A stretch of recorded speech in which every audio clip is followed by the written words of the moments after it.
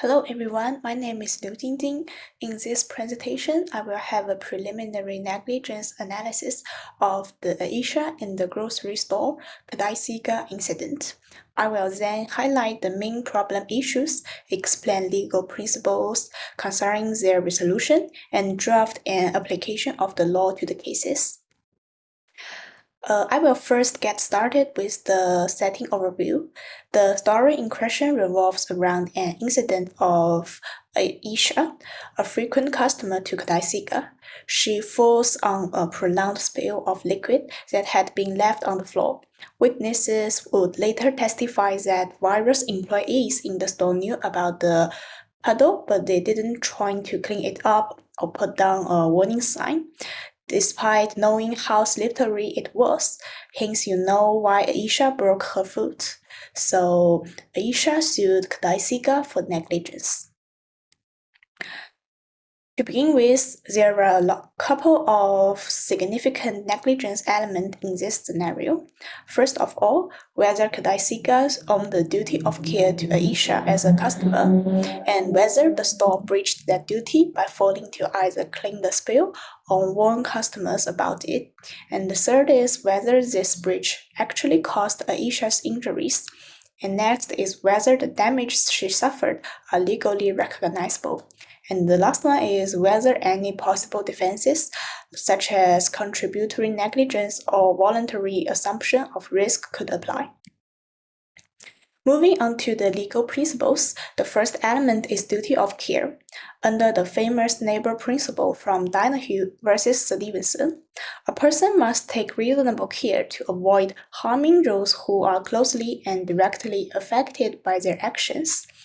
And in addition, the corporal threefold test requires foreseeability, proximity, and that imposing a duty is fair, just, and reasonable.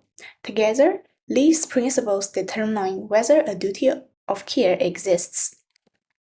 Next is breach of duty.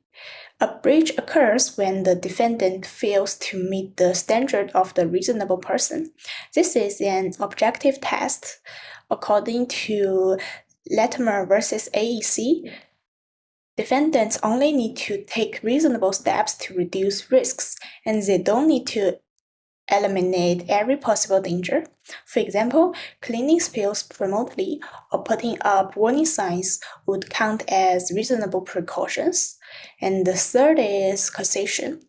Here, the but-for test from Barnett is used. But for the defendant's breach, the harm would not have occurred. Additionally, legal causation requires that the damage is reasonably foreseeable and not too remote, and there's no intervening events.